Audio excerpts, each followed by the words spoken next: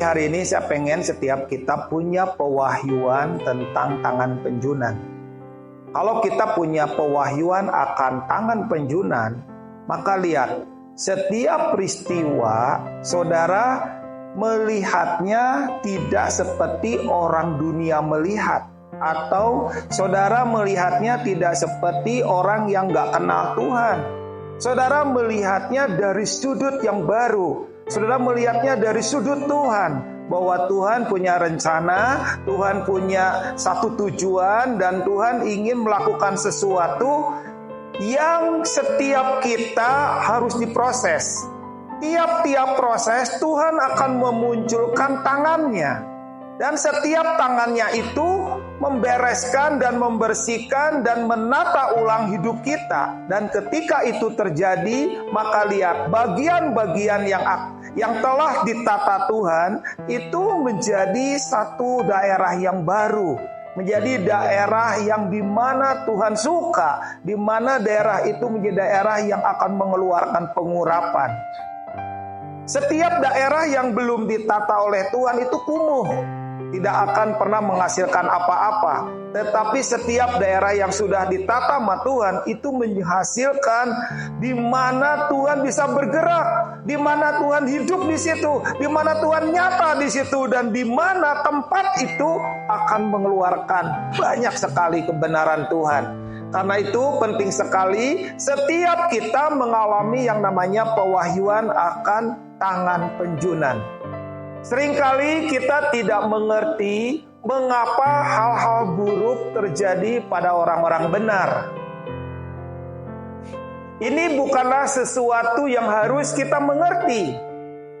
Jadi setiap kali ada banyak peristiwa yang terjadi dalam hidup kita, itu adalah peristiwa yang benar-benar membuat kita nggak pernah bisa mengerti.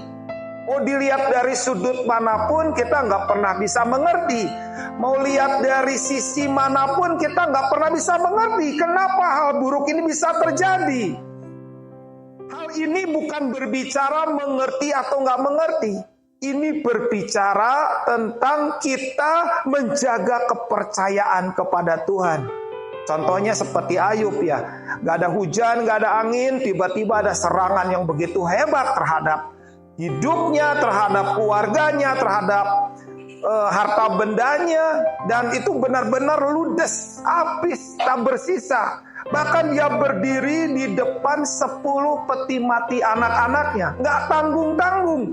Dia berdiri di depan 10 peti mati anak-anaknya. Itu merontokkan, itu meremukkan, itu menghantam ke tanah dengan keras. Dan itu harusnya Ayub gak bisa berdiri. Harusnya Ayub menghujat Tuhan dan berkata, katanya aku menyembah engkau, tapi rasanya aku tidak pernah mendapatkan hal baik dari Tuhan. Tapi Ayub bukan seperti itu. Dia adalah pribadi yang kenal Tuhan. Saudara, penting sekali hari-hari ini bukan masalah rajin ke gereja, bukan masalah pelayanan, tetapi hari-hari ini adalah kenal Tuhan.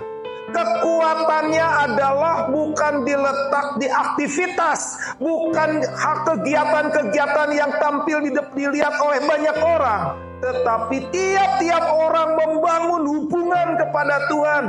Hubungan itu menghasilkan pengenalan. Hubungan itu menghasilkan pengenalan.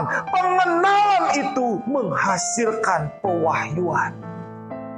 Tidak ada pewahyuan yang tiba-tiba muncul tanpa pengenalan. Dan tidak ada tiba-tiba pengenalan muncul tanpa hubungan yang dibangun. Artinya apa? Artinya kalau kita merindukan yang namanya pewahyuan, penting banget mempunyai pengenalan.